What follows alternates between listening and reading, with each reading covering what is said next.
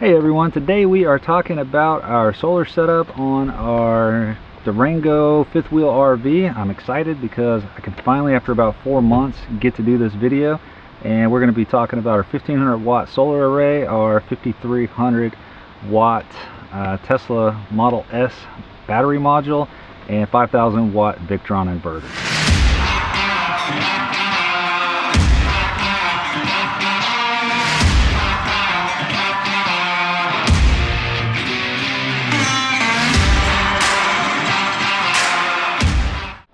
Okay, first things first, the disclaimer. This could be very dangerous. You're messing with some high voltages in the AC range, which can be deadly at times. You could injure yourself. Lithium batteries, if they're not protected correctly, can explode, catch fire. There's some risks involved here, but if you're comfortable with electronics and follow some basic safety guidelines with these things, it's relatively not hard to do. So this video is set up to kind of go through our setup and how we did it, how we ran our cables, how we put our solar panels on. It could also be used as kind of a guideline for putting your own solar system together. If nothing else, if you're on the fence about doing it yourself or having a professional do it, this will at least give you, especially if you're going to use the Victron line of products, which you can see behind me we used extensively. This will give you a base level of knowledge with how those kind of parts work together and what each one does, so that you have that base level of knowledge when you go talk to a installer or a professional that does this full time. So a lot of what we did here was pulled from or inspired by Tom Morton of Morton's on the Move.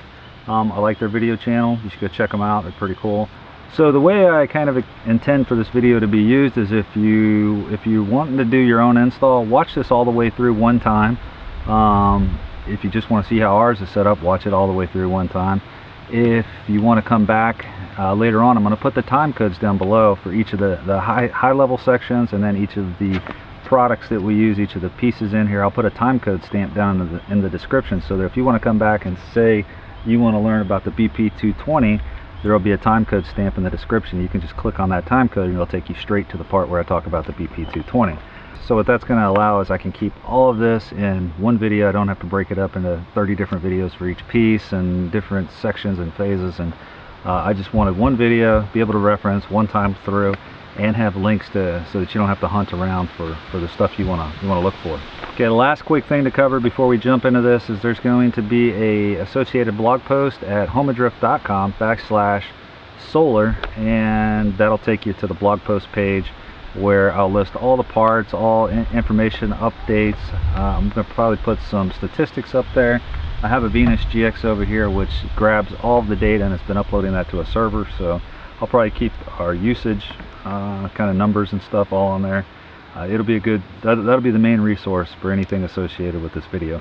Alright, so jumping into it, there's going to be 5 major sections. First we're going to cover kind of a bird's eye view of each of the kind of sections of the solar install, and then after we kind of talk about all that, we'll get into the planning phase, and that's going to be talking about electricity, what our consumptions are, why we went with the amount of watts we went with, and so on.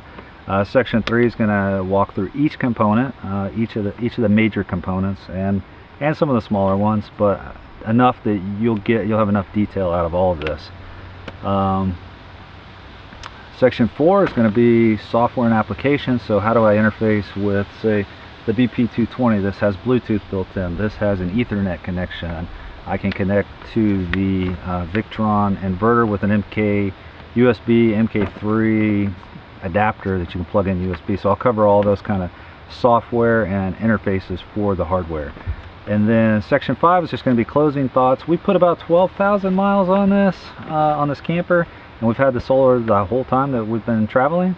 I've only had the battery die 3 times. One of them was actually this morning, and I'll talk a little bit more about why that happened later, and how I've adapted a few things in here so that it's more seamless bringing it back up. And so that's the 5 sections we're going to cover. Alright, so the high level overview notes. I have a PowerPoint schematic.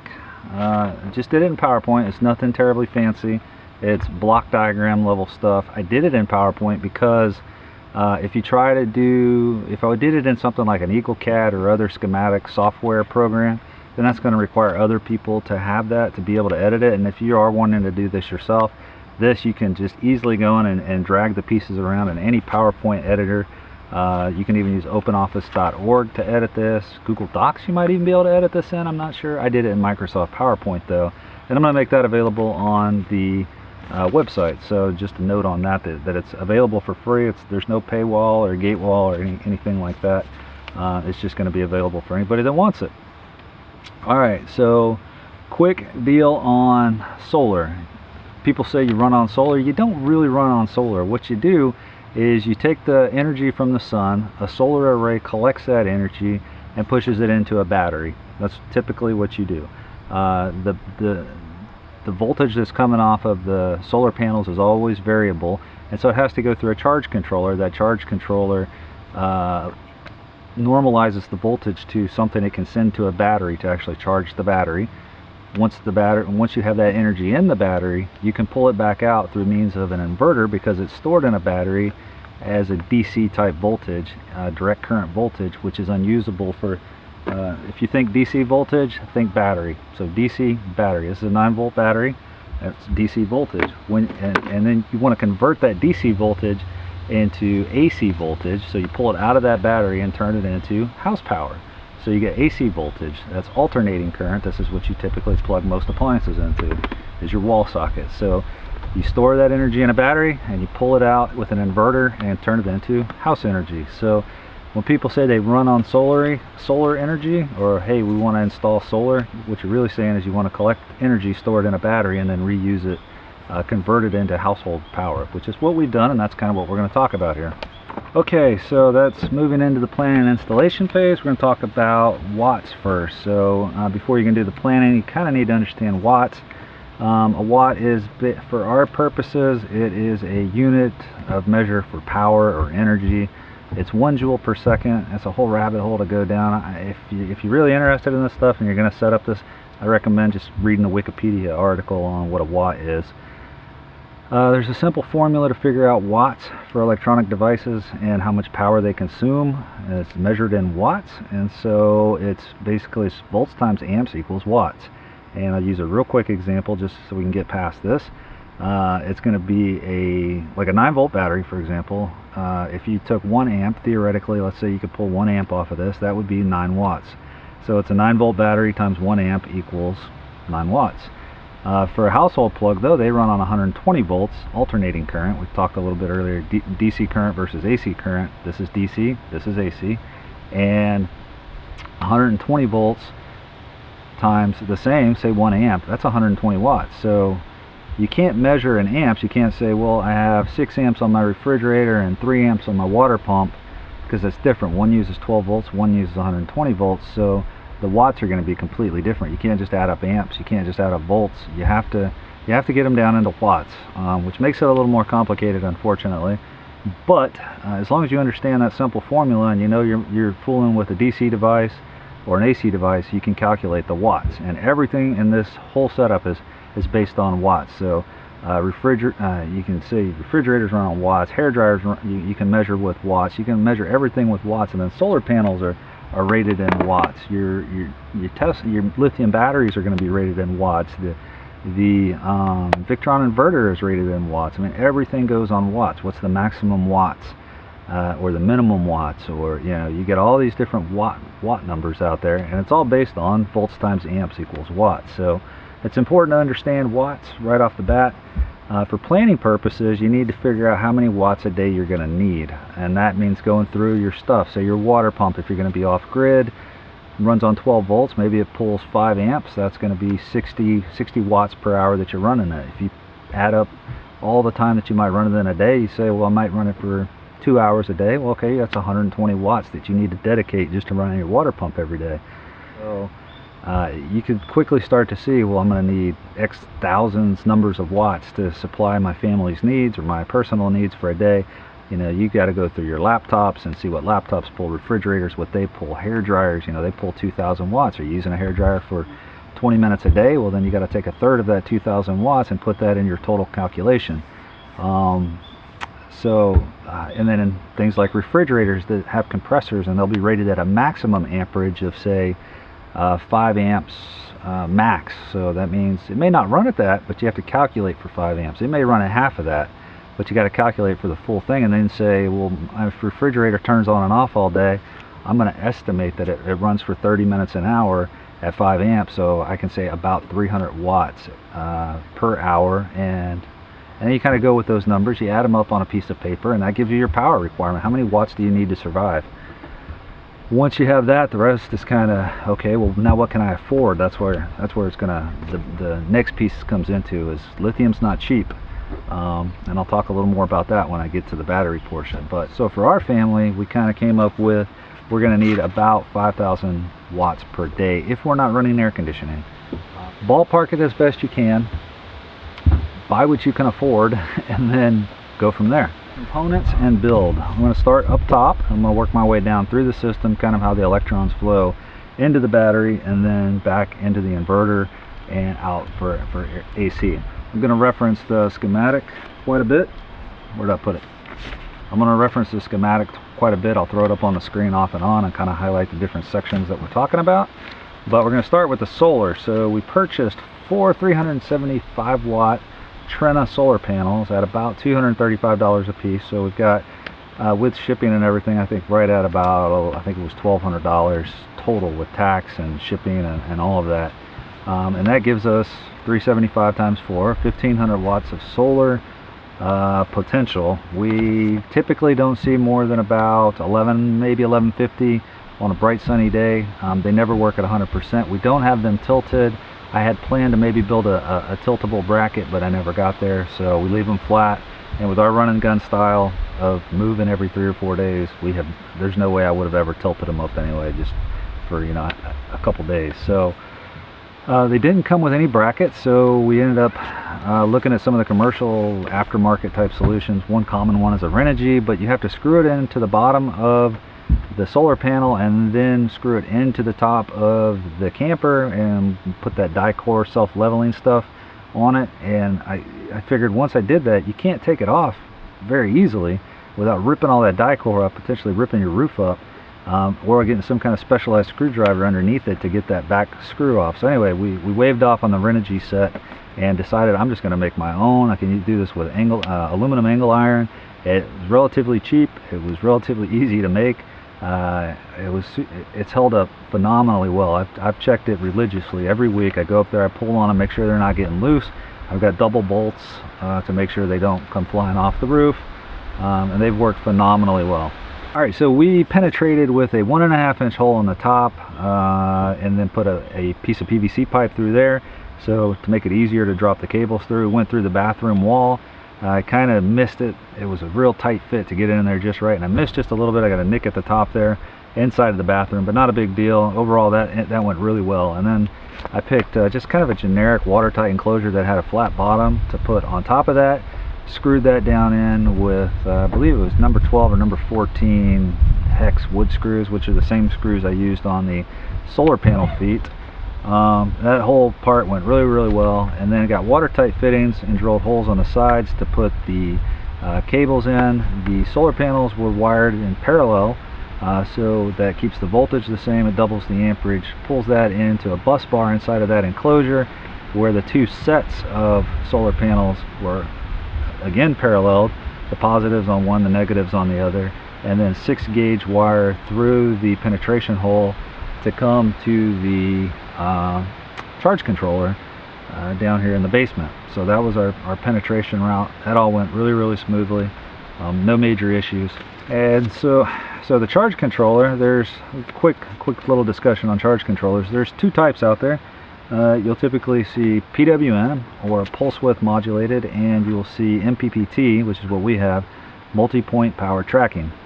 The difference is, well, I'm not going to get into technicals. You can go do a technical dive on that if you want. MPPT is the better. Victron claims these are about 30% more efficient, and what they do is they say, as solar is coming into the panel, you got kind of a curve of optimal voltage and amperage to get the best watts out of it.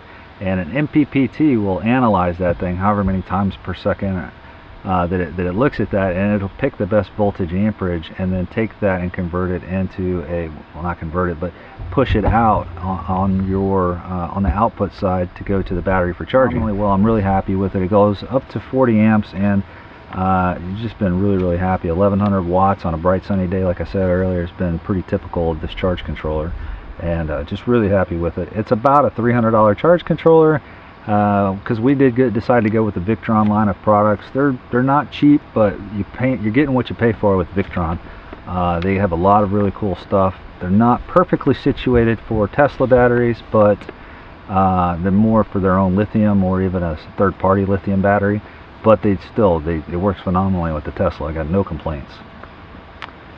Kind of a different thing I did put on it, because I was so worried about overcharging that solar battery, and it's not hard to do with going through a DIY install and using a Tesla battery. I didn't want to overcharge it, and so what I did is I put isolation switches on either side of the charge controller, so that if I wanted to just kill everything, I had a single button to just say something's going haywire and I could just kill it. 65. We're going to talk about the BP65 now. BP is battery protect. 65 means 65 amps. It can work with 12 or 24 volts. It has Bluetooth built in, so you can pull it up on an app, and I can see it in my app and the state, and if there's any alarms, stuff like that are going on with it. There is a setting where you can make the BP65 into lithium mode, and what that means is it will say you can input on a low or a high side. You can put a signal into one of those and basically cut the power from flowing through the BP65 based on that state of that input signal. So the voltage relay module was a $10 made in China, got it off of eBay, module that basically just monitors the voltage, and when it hits 24.5 volts in my system, it'll close the circuit and close the relay, and it'll pass 24 volts into the BP65 on that H input, and then that tells it to cut off. We've reached 24.5 volts. That kills the power from the charge controller going into the lithium battery. If you look at the manual for the BP65, that's the recommended setup, and it's worked really well for us. So after it goes through the charge controller, the second disconnect switch in the BP65, it is finally making its way to the bus bar. The main bus bar, the 24 volt bus bar, that's the big one, the big chunk of metal behind me in there. This guy right here, 24 volt bus bar. Alright, so for the cabling, the manual recommends 2 wires at 55 millimeters square, so that's why you see 2 wires running all over the place. If you're wondering why I had 2, a lot of the other builds you'll see online, they only have 1. That's because they're not carrying as many amps across the wires as we are. If we went with the 48 volt system, we probably could have got away with 1, but we're using 24 volts, so that's what the manual recommends, and that's what I went with. If you'll notice also, the cable from the charge controller is connected here. I had a lot of back and forth thoughts on, should I put it here? What if this fuse blows and I won't be able to charge the battery? What if I'm gone for a long time? In hindsight, I should have just put it up here, because if this fuse blows, that means no electricity is coming back in. That means this little module is not going to have power. The relay is going to be left open, and so no power is going to be, the charge controller is going to get cut off anyway. So hindsight 2020, I could move this up, but I haven't moved it yet because I'm apprehensive about the positive being so close to the negative. I want to move that up, and I'm going to move that up because it probably even put like a physical barrier between there. If one of these wires falls off and hits this negative, it's going to be a bad day. I mean a really bad day. So I'm always in here, like I think just about every stop I look in here and I do a quick scan of all my stuff. It only takes a half a second, but I make sure this nut's not backing off. I make sure everything's tight and stays tight, and it's all extremely tight. But if I try to take this off just to move this little cable up here, I run a risk of one of these other wires possibly falling down and snapping on there, and I don't want to do that. So I've just left well enough alone. Either way, if this fuse blows, it's gonna kill the charge controller. There's no way I can get around that right now without totally reconfiguring. If I leave this thing for a long time, honestly, I'm disconnecting the batteries anyway, and so but that's what I want to do. Physical break between those two and maybe move it up a little more. Finally going to get to the battery now. So the Tesla battery, this thing is I just say freaking awesome. It truly is. So General benefits of lithium versus lead acid. You may already know a lot of this stuff, but I'm going to hit the high points anyway. Lithium doesn't have gassing. There's 100% power available. So if you buy 200 watts or 200 amp hours in a lead acid battery, you're only going to get to use 100 amp hours of that, because you can't discharge a lead acid battery more than 50%. Whereas a lithium battery, if you buy a 200 amp hour battery, you can use all 200 amp hours before you have to charge it back up if you want to let it get that low. So that's a big benefit. You get twice as much power. So weight is going to be another big deal. So lithiums are generally about 1/5 of the weight of a lead acid battery. Oh, and 10 times longer life expectancies. 3,000 to 5,000 charge cycles, which means you can go from 100% to 0% to 100%. That's, 100 to 0, back up to 100, that's a charge cycle. You can do that 3,000 to 5,000 times for the life of the battery, and then the usability starts dropping off there. And so practically what that means is like 10 years. So what we've done is I go from 10% to 90%, and that's supposed to extend it even more. So potentially we could get 12, 13, 14, 15 years off of this one battery investment. The only big downside to lithium batteries is the cost. They are very expensive.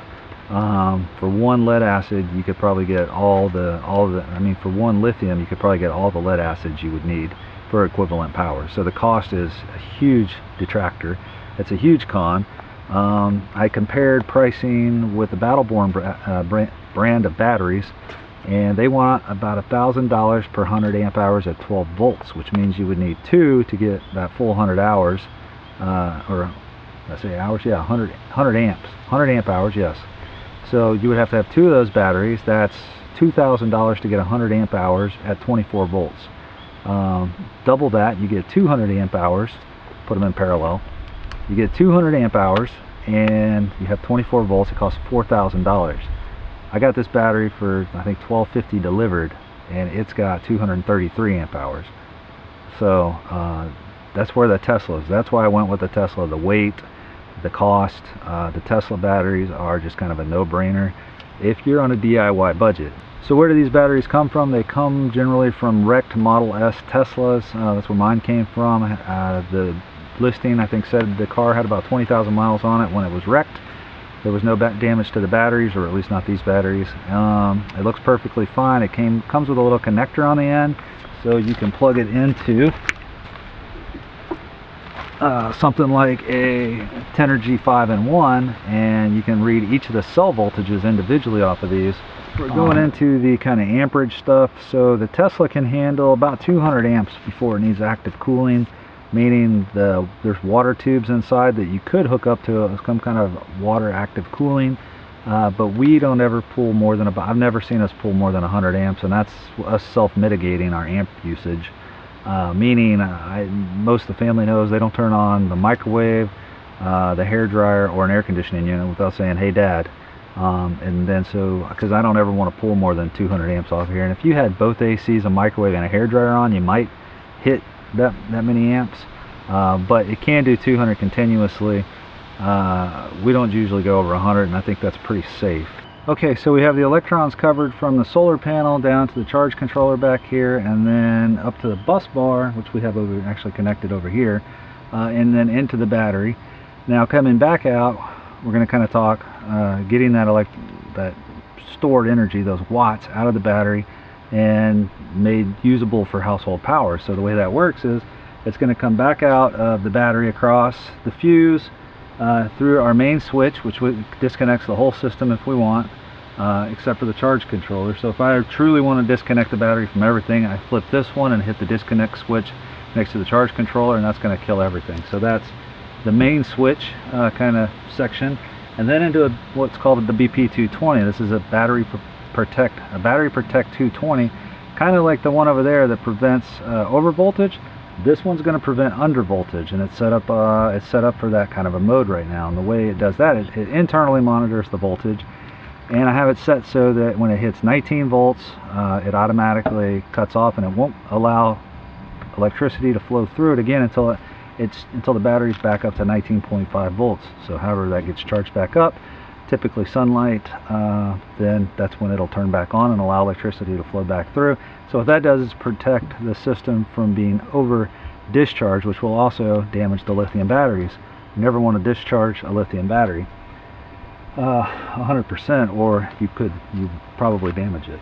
So also with the BP220, this one's also Bluetooth enabled, and what that means is you can go in your app and you can set that up pretty easily, put it in lithium ion mode and then set that low voltage setting, and you're good to go. From the BP220, you're back onto the bus bar, and then right next to where I have it on the bus bar, you'll see two more lines go off and to the other side of the cabinet here, which is on the back side. I cut some wood. All of this wood was custom. I cut custom and installed. I put the inverter on the other side. It was the only logical place I could put it. I used some self-tapping machine screws to bolt that piece of board onto the frame of the actual camper, and then bolted the Victron to the wood board. So that was kind of the best solution I could come up with. It's extremely secure. It's not going anywhere.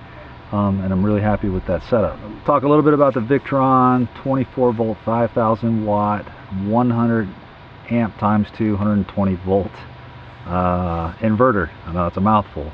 What does all that mean? It means it can do so many things. It's what's called a hybrid inverter. I'm really happy with it. It's got tons of options. They're not cheap. They're kind of expensive. I think I paid about $2,600 for that inverter.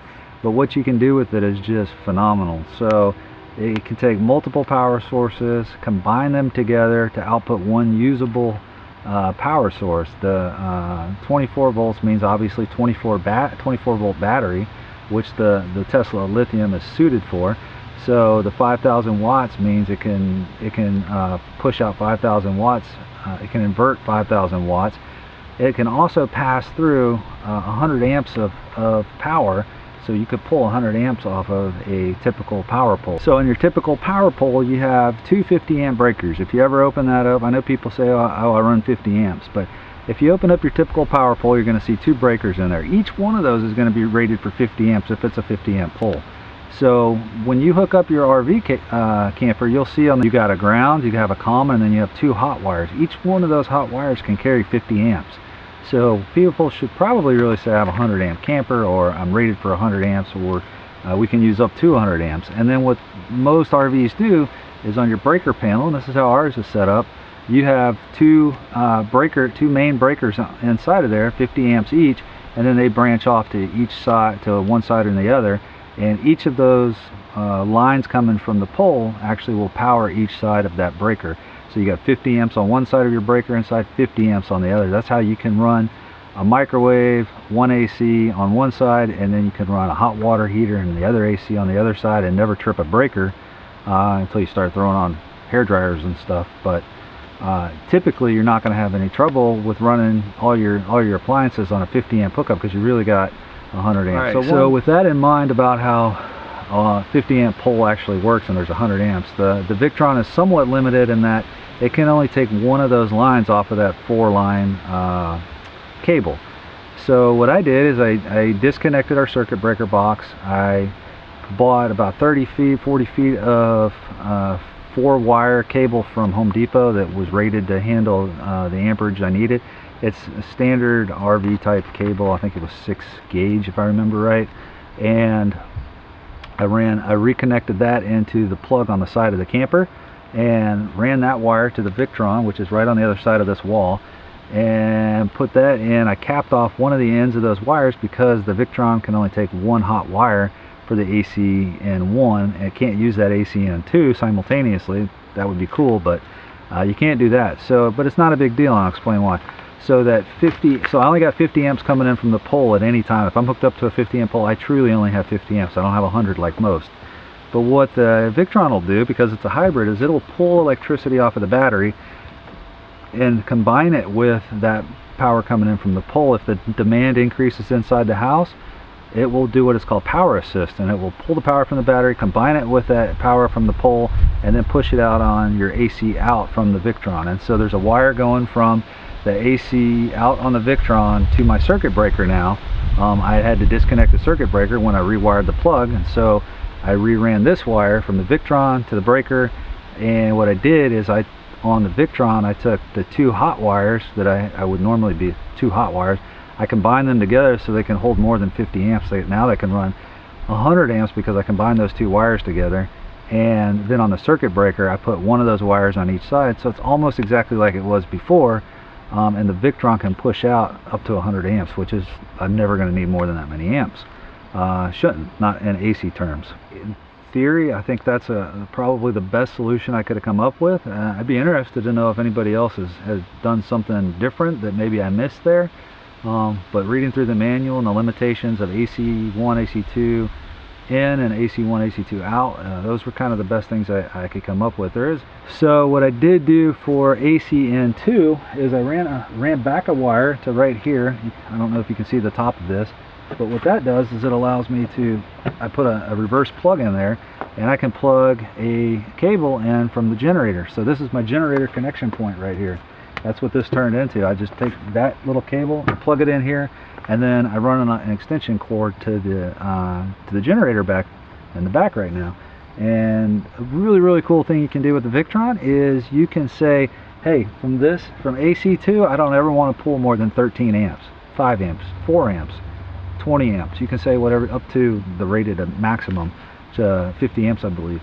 So you can say never pull more than 15 amps off of this, which also means you could like pull up to somebody's house and you could say, oh, that wall plug is only rated for 15 amps, no problem, watch this. You plug in your outlet there, you can plug it into somebody's house power, and the inverter knows I'm never going to pull more than 15 amps, and so it can charge your batteries with that. It can run your house lighting. If you click on the microwave and say you're already using 1,000 watts on other stuff around the house, laptops, TVs and whatnot, it will pull that it will pull whatever extra power it needs off of the battery for that temporary time that you're using the microwave, and then when you stop using the microwave, it'll go back to charging the batteries. It's phenomenal. That power assist feature is out of this world. I really like it. So the inverter, I want to talk a second about how it's set up for a low voltage cutoff and what happens if your batteries die, because it's happened to us a few times. I think 3 times in 4 months, and one of them was this morning. I think I mentioned that. So the inverter is set to cut off at 18.9 volts. You can't set it lower than that. It's like a hardwired number. Maybe a firmware upgrade is going to change that, but I just upgraded to the latest firmware yesterday, getting ready to make this video. And yeah, I still can't set it lower than 18.9 volts.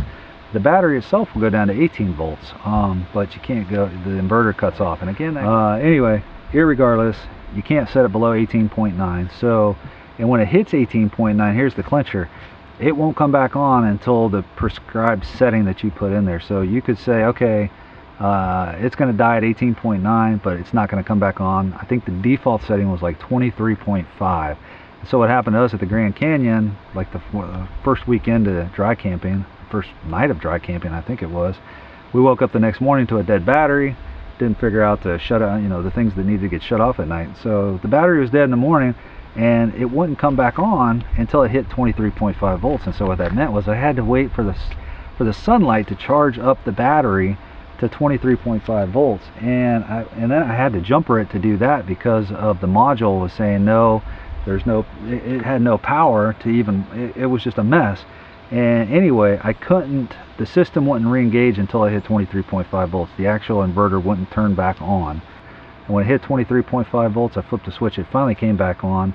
And then I went in and I changed that to, I think 20, whatever the lowest setting I could set there. It's irrelevant because what I figured out I could do to not have that happen again, so that's a trip inside of the Victron. When it hits 18.9, don't come back on until the prescribed voltage, which that's a pain.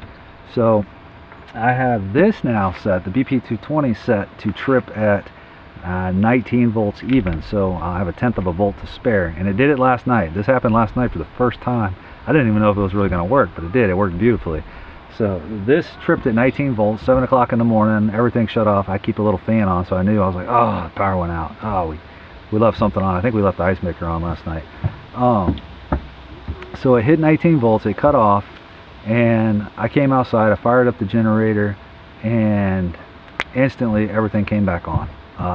Because the inverter never hit that low point cutoff, as soon as I put the generator on, it was like, hey, I got enough power. The battery, I'm not in a in a low battery state or a dead battery state. So the inverter was happily kicked back on, and this immediately jumped up in voltage. The Victron immediately started charging the batteries back up, and everything was gravy. Everything inside worked. I went back inside and started a cup of coffee. I was like, that's perfect. That's how I wanted it to work. Last thing to talk about for the actual inverter is the setup. So to get the thing set up, you're going to need what's called the MK3 to USB, or USB to MK3. I'll put the model number on the screen, but you're going to need that little device to program it.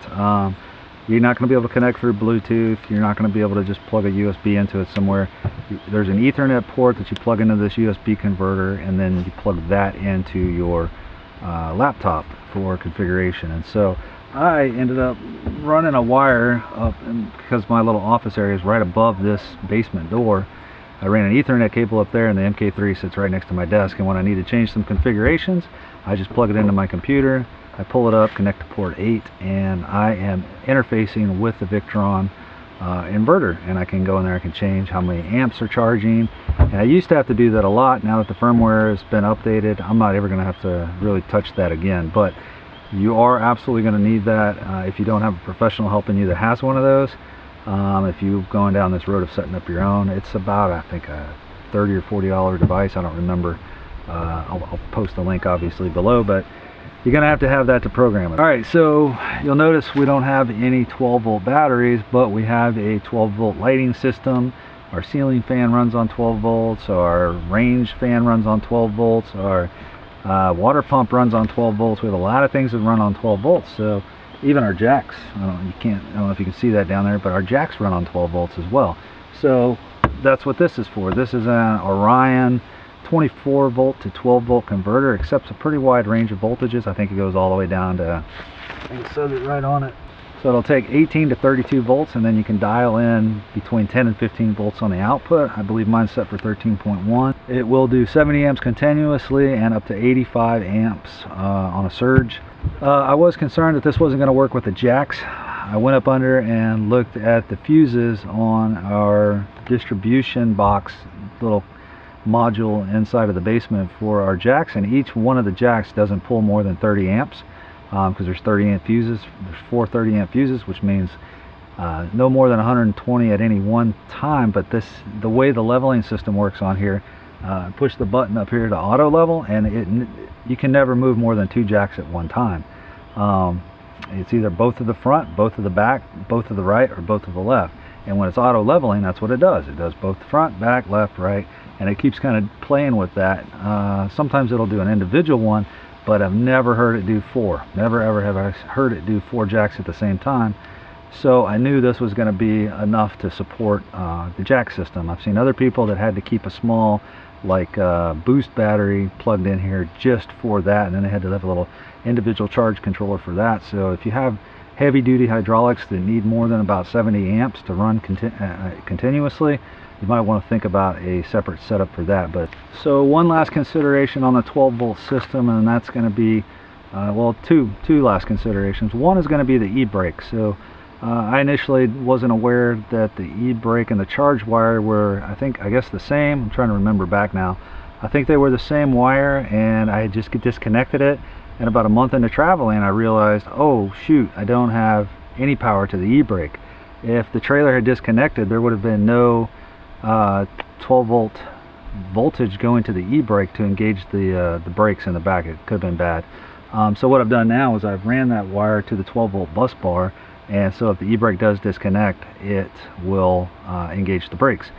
So the other part is the charge wire, and on the charging wire, that I did disconnect. I capped it off inside of the junction box and the pen box. And the pen box, there's a little electrical junction box that all the wires that you connect into your truck bed are routed through. And in there, I cut I took the charge cable off, and I just cut it and capped it so it can't.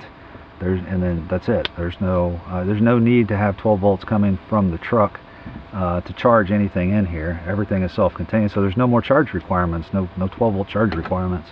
To be able to charge your battery from your truck, that's It's not something I wanted a road I wanted to go down. I didn't think there was going to be enough voltage there, amperage there. There's some complexities there, going from a 12-volt battery system alternator to a 24-volt Tesla, and then monitoring that voltage and regulating that voltage and a whole nother charge controller. It's just not necessary. When we're driving down the road on a sunny day, the sunlight's charging up the battery. It just wasn't a concern for me, but it's something to think about if you're planning this, or you have an intention to plan a system like this. The e-brake and the charge controller are a couple things to think about. The next thing I want to talk about is going to be the BMV712, and what that is the battery monitor, and it's a Victron product. Basically, that comes with this negative shunt here, and on the bottom of the shunt is a little circuit board that has an RJ11 connector. That's an old telephone type connection, if you remember those, and that's going through the cableway. I mounted that up by the electronics panel in the house, and from that you can see your voltage, your watts, amps, all the different numbers you would want to see. It's got a little beeper on it. If you get low voltage, you can set up your low voltage threshold, and like this morning it was going off. I couldn't even hear it. It's such a high-pitched, weak little guy, it's almost useless. So after this morning, you can take there's a relay on the back of there, and I'm going to try to hook that up, I think, to a buzzer, so it'll actually wake me up and I can go start the generator before the whole system dies, and then I got to reset the microwave clock. So there's also a temperature monitor on here that goes from here to the positive terminal on the battery, and that's really about it for that. It's just kind of that one cable, and it's just a place to peek into your system and get all your stats at a glance right next to the doorway. It is Bluetooth enabled, so I can pull it up on my Bluetooth phone and see all those stats at a glance too. The app could use some work, but I'll talk a little more about that in the app section. Okay, over next to the Tesla battery, one of the concerns you do have to worry about with lithiums is they can't freeze, and while we don't ever plan to be in freezing conditions, I don't ever want the battery to freeze. So what we've done is we've connected it. I put a 24-volt heating pad in there. It's a kind of a keyboard, I guess people that want to keep their wrists warm while they're typing and their keyboard area warm. It's a heating pad. It actually runs on 24 volts, so the wall plug that you would normally plug into the wall is a 120 to 24 volt converter, and so the heating pad is perfectly situated to just hook up to the Tesla battery for that 24 volts that it needs to work. And then that is connected to a temperature relay module, so when the temperature drops below a certain threshold, that relay will click the heating pad on, and there's a temperature probe next to the battery that I put in there. I taped it onto the side, and then when that temperature probe, or the battery in this case, reaches up to a certain temperature, then that relay module will cut the power to the heating pad. It's not even working right now. It's all set up, but I have it turned off because we haven't been anywhere near freezing. I don't think we've been below 50 degrees yet, but it's all in there and it's ready to set up, and it should work as expected. Alright, last thing I wanted to kind of talk about, the last piece of this whole giant puzzle, is in the bottom left of the schematic, and that's the Victron Venus GX. It's on the left side of our cabinet in here, and it connects to pretty much everything we have going on here. So you can follow the gray line up to the Victron MPPT charge controller, so that gives it all the solar stuff that's happening throughout the day and tells it everything going on with that. And then the other VE direct line over to the BMV712, which is the battery monitor, so it can share information with that. And then you've got the green line on the bottom that goes over to the multi-plus, the actual inverter. So you can see it going out on that left one there. It's to the Ethernet, so that's going to my router. I put an Ethernet plate next to the router inside of our electronics area behind the TV, and then plug that into the router. And what that does, it makes the whole thing connected to the internet too. So all of our yield information and usage, all of that gets uploaded to the Victron portal, which is pretty decently well done. It's a simple interface, but you can get your numbers there. Of note, the Venus will only store 2 days worth of data, and after that it starts dropping off the oldest data. Unless you're connected to the internet, it'll continuously upload to the internet, but a lot of times we're off grid for 3 days. In the first couple months I didn't realize it was doing that, unless you put an SD card in there. You put an SD card in there and it can store a whole lot more information for a longer period of time, and then when you do reconnect to the internet, it'll upload. So our numbers are a little skewed because of that. A lot of the time when we were off grid living on solar for 3 or 4 days at a time, it wasn't calculated. Some of that stuff wasn't added in on the portal because it dropped off. But I really like it though. It works well, and it kind of connects everything together, and it gives you that really cool 4-section, like this is where your trons are flowing from it to, what your solar's doing, what your batteries are doing, generator, ACN, shore power, kind of what everything is doing, the state of the battery, and all your numbers associated with that. As you can see, it is a really slick interface. I really like the way it works, and when a generator kicks on or off, or a high powered appliance kicks on, you can watch the little dots move in a different direction and the numbers change. It's just, it works really well. I'm really happy with that. So last thing I really wanted to talk about is the whole ground system here, and how that the whole thing's grounded. I talked about the shunt that's connected to the BMV712 with that little circuit board, but all ground potential runs through that shunt, and so that's how it gets a pretty accurate measurement of the power usage. From there, you got the main ground bar. All 12 and 24 volt wiring is grounded to here or to the chassis of the frame, and on this wire goes to the other side and grounds directly to the chassis, and then the Victron inverter is also grounded to the chassis at that same point. Okay, so the last little piece of this puzzle is going to be the software, and I kind of touched on a lot of this stuff throughout the video, so I'm not going to belabor it too much, but I did want to mention the Victron Connect app. That was the one that you saw me use it in the videos. It is basically Bluetooth, so the 3 things you see on there are Bluetooth enabled. I don't have the Bluetooth version of the charge controller, but that would show up in here too if it were Bluetooth. However, I can get to a lot of that information because it's connected with VE Direct to the Venus GX, which gives me access to be able to see some of that stuff. So I talked all about these a little bit, but I'll talk a little more about the BMV712 and basically what you can do in here. So you can see your status. I covered that, but in the settings there's some stuff you can do with the battery and setting your numbers in here. So battery capacity, I have lithium, so I actually have to set this. It's 233, but it kept showing up incorrectly on the physical dial out there in the living room. It kept showing up that there's only 5 little squares indicating like a quick shot of what the percentage was at, and then if you go to the percentage number, it always seemed less than what it actually was. So I'm trying to double that to see if it fixes it, and then the little LED modules, those 5 will actually be a little more appropriate. Right now you can see that we are at 93% and we have 22 volts roughly. That is not accurate.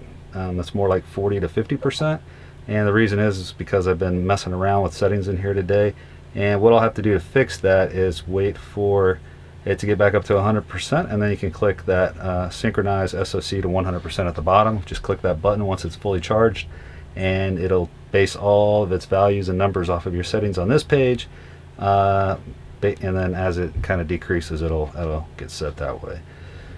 What else? You can do your relays, alarms, all that kind of stuff. I talked about those, so I won't jump into that anymore. The history is kind of neat. You get the charged energy there in the middle and discharged energy on the left side. Kind of gives you some of your cumulative numbers, which is kind of neat to see, but that's just, there it is. Trends I don't really like because it doesn't go back very far. It only goes back to when you started the app, so that's kind of, you know, a moot point unless you're troubleshooting or you're doing something specific. I went in on the battery protect 65 and 220 already pretty deep, so I won't do that again. And then I covered the Venus GX, but I wanted to show that there's this doesn't always show up in here. It is showing up today, and so it'll give you the IP address to the remote console, and then you just rotate the screen and you basically just took control from the computer. Now you're seeing it on here, and you can kind of get that at a glance thing again. You have to be connected to the same network to get this working, so just a note on that. And then also in here, if you hit spacebar, you get pages. Try to get that to come up. Enter key, enter, got it. And then you have to you can arrow around with the arrow keys, and you can kind of go into some of this other stuff. And so there was that solar charger and the information you can get from that, and that's that VE direct link that's giving you access into this right now. See if I can find one for that. So Quattro, you can set some of this stuff, and they say that you on their website that yeah, you don't necessarily need the MK3, but you do need the MK3 to get it initially set up, and then you can come in here and some of this stuff you can change in here, and I'll see if I can find something. So there's your example. So in the VE config, I have overruled by remote set to unchecked, and so you can't overrule this. So yes, you can change settings on the Quattro inverter through Bluetooth if you have the Venus GX, but if it's not enabled in the VE config software, then you're not ever going to be able to do anything with this. So that's why I said just buy that MK3 to USB converter, pay the $70, get it in. You're never going to have this headache of this setting's disabled, overruled by remote is configured on the inverter. And if it wasn't, then you could come in here. If I check that box in there, you could. I left it unchecked because if some nefarious, like really way out there, conspiracy theory going here, wanted to try to Bluetooth into my stuff, they could potentially change that to change some of these settings and potentially damage my system. So I just leave it unchecked. I have that MK3 to USB sitting right here next to my desk. So, and that's really it. I talked a little about the VE config 3, and that I'm not gonna go into that again. I covered it earlier. There's a lot of settings in there, and they'll be device dependent. So unless you have an exact device that I have, some of the settings may be different, and I don't really want read through the manual because I don't want to really be responsible if you put like a wrong setting in there. But read the manual for your unit, and it walks you through it almost like it's pretty intuitive. One other app that is available that I wanted to mention is the VE Flash. So you can flash your firmware on the inverter, which is pretty cool. So they make these tools available. You just have to sign up at their professional website, and you can get the Flash tool, and you can get any new firmware updates that they have. So for instance, about a week ago or a few days ago, I went there and I was having to I was going in an overload state on the generator because I couldn't take that minimum current limit on the generator.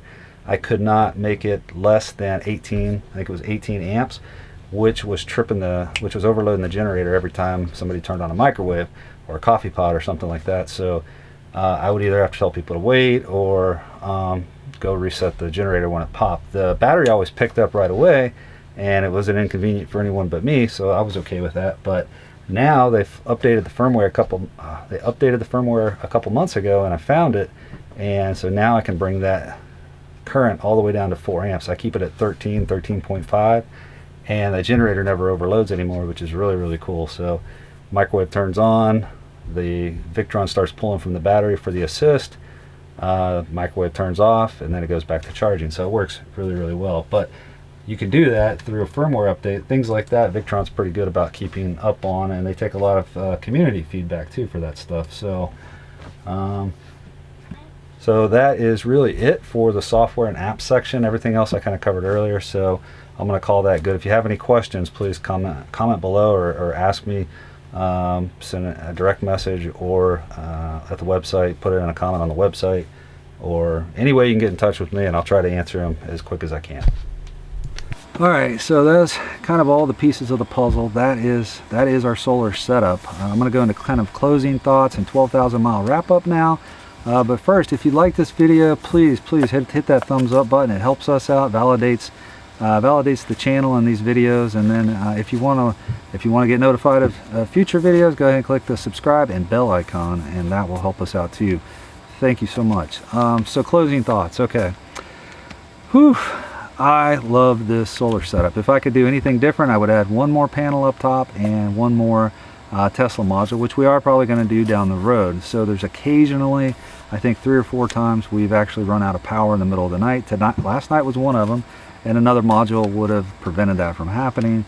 Then I also wouldn't have to shut off as much stuff at night, but I'm so used to that now I probably would anyway. Yeah, we're super excited with the system overall though. So those are the only 2 things I would do differently. We've been boondocking total now for 15 days, and it's this lithium setup and battery and solar up top that have given us this kind of flexibility. So we get huge flexibility with having this kind of solar, being able to wake up in the morning and make coffee, run the microwave, turn the computer on, have satellite internet available. So there's no cell signal out here, but we have internet, so we're still connected. We can still make phone calls. We can do all that kind of stuff. And we've been here for 4 days and not paid a penny. It's free.